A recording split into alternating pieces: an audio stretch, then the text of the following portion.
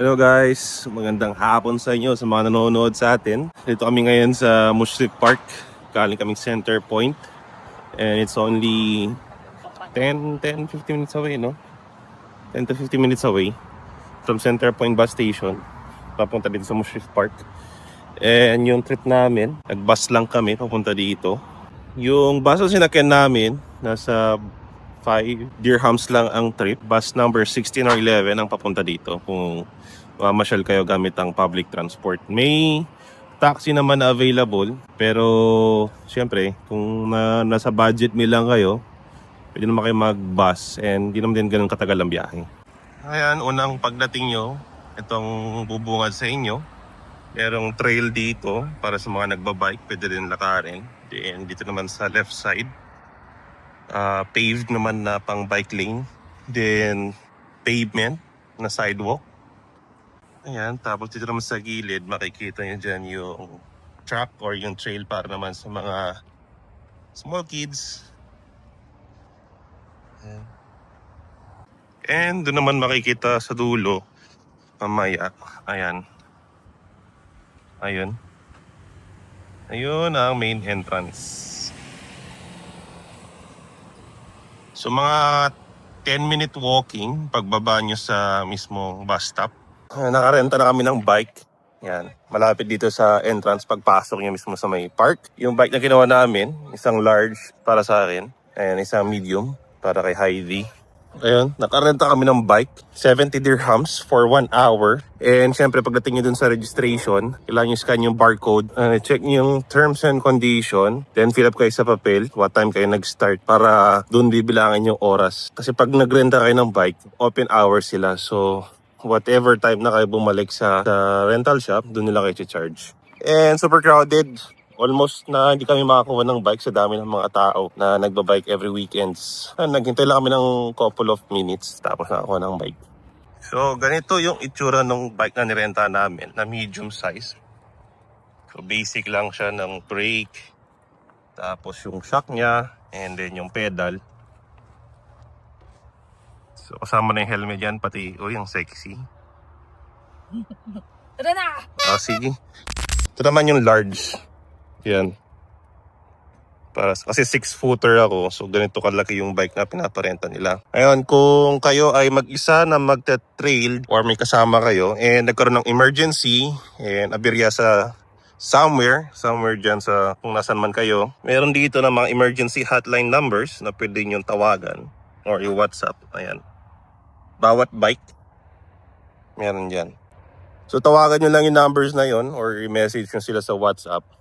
And ilagay nyo or sabihin nyo lang yung concern nyo, then tutulungan nila kayo for sure. And galing lahat sila sa municipality or di na kayo mag-worry, pupuntahan nila kayo para ma-rescue nila kayo.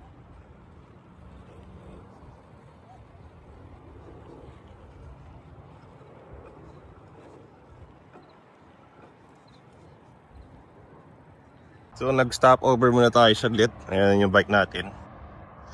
So kung kayo naligaw naman, di nyo alam kung nasaan lugar kayo. Tapos, most ng mga trail dito, may makikita kayo mga ganito sa muhon or sa mga postes na maliliit. Pagpasok nyo sa mga trail. Ayan. Pwede itong ibigay nyo itong number na to, itong reference na to, dun sa municipality or dun sa emergency number na tatawagan ninyo para madali kayo mapuntahan. At makita po itong trail na pinuntahan nyo. Kasi dito, first time naman namin na meron palang 3 trails. Ang red, which is yung pinaka danger or yung pinaka extreme na 17 kilometer trail. Then meron din blue and green. So right now, dito kami ngayon sa blue trail. Average yung niya, yung pave ng daan. And on average, okay naman siya for beginners and first timers.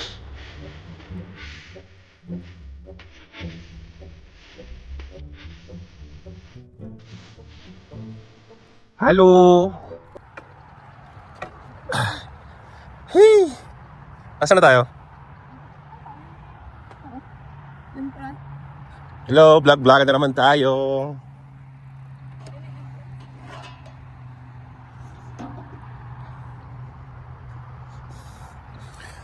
Next area.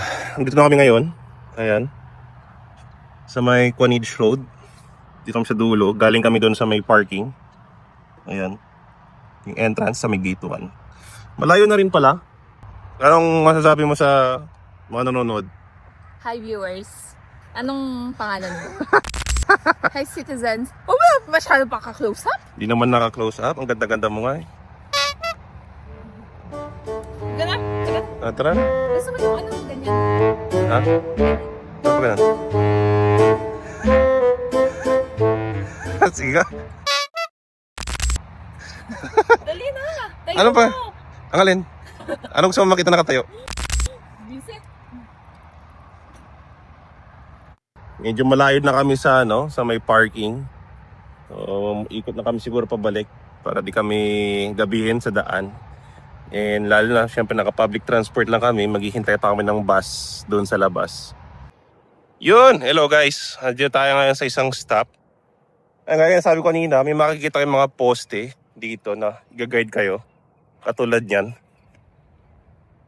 May 9.6 km kung gusto nyo pa mag-extend sa malayo. And 0.7 pabalik na doon sa camp or doon sa entrance. And down below, yan. Pwede nyong ibigay yan dun sa emergency hotline kung kayo naligaw or nasugatan sa trail or whatsoever na accident. Ay, meron pa nga dito, ayan no. Ito yung poste na yan. May nakalagay doon. Ayan no, nakita yung poste na yan. May nakalagay na sign number. So pwede nyo rin ibigay yan. And time check, it's already magpa 5:30 na ng gabi. Ayan. Walang masyadong tao. Dahil nandito na kami sa pinakadulo, sa may kalsada ng Alconage. Ayan. Ayan, may mga trailers tayo doon ng mga kabayan. Ayan. Shout out sa inyo. So let's go. Bago pa dumilim, daan tayo dito. So pag nandito na kayo at magrenta kayo ng bike, wala kayong dalang sariling mga bike ninyo, and magre-register muna kayo. So doon sa registration, kailangan nyo basahin carefully yung mga guidelines doon, and then yung mga fines or yung mga fees na babayaran ninyo. Especially pag nagrenta kayo ng bike. Lalo na kung hindi sa inyo. Dahil meron silang mga charges pag may mga dent, damage, loss, missing, and even accidental or intentional damage is may charges. So ingatan nyo yung bike nyo dahil nga renta nga lang ito. Ayun, katapos lang namin mag-bike for 1 hour. Tapos nagpahinga muna kami dun sa resting area nila. Then sa payment method, babayaran nyo siya after nyo mag-bike. And meron mga kabayan dyan na hindi naman din kayo mahihirapan na makipag-communicate, and very approachable and helpful sila. So once nakapagrenta na kayo ng bike, safety briefing muna nila kayo pag pumasok na kayo sa trail. Kasi pag nandun na kayo sa loob, walang mga assistants or mga flagman or watchmen dun sa loob, kundi hindi ikaw lang at saka yung bike mo. Shoutout sa'yo kabayan sa nag-safety briefing sa amin and sa nag-guide sa amin sa registration. Mga first timer kami sa Mushriff Park. And dun pala sa pinagrentahan namin, parang may free open baggage. Doon wala siyang private baggage counter. So pwede mong i-totally secure and then lock mo yung locker mo, iwanan mo lahat ng yung mga importanteng gamit mo doon. Open naman, andun naman si kabayan, then mga CCTV, and then yung owner andun dun sa shop. So, no worries, because everything is covered. So ngayon, nandito kami ngayon sa public park, malapit sa Mushriff bike area. Pagpasok namin, nagbayad lang kami ng 3 dirhams. And if may dalang sasakyan, ang bayad doon is 10 dirhams per vehicle. So hello guys, nandito na kami ngayon sa public park. Time check muna tayo. It's already 6:15 na ng gabi dito sa Dubai. Kakain muna kami bago umuwi. Meron na yun, oh. Akala ko grilled station. Malabo lang pala yung salamin. So, kain muna kami. Ito kami yung ano ito. Fast food. Samosa. Sandwich. Or Snacks lang pala to. Dito ba tayo mag-heavy? Or one order of Bon Voyage special burger combo, the 20.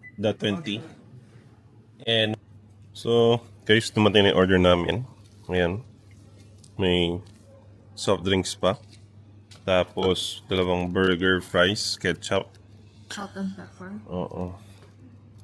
Ito ay nagkakalaga ng 45 dirhams. Itong isang bill na to for 2 person. So, ayaw muna tayo.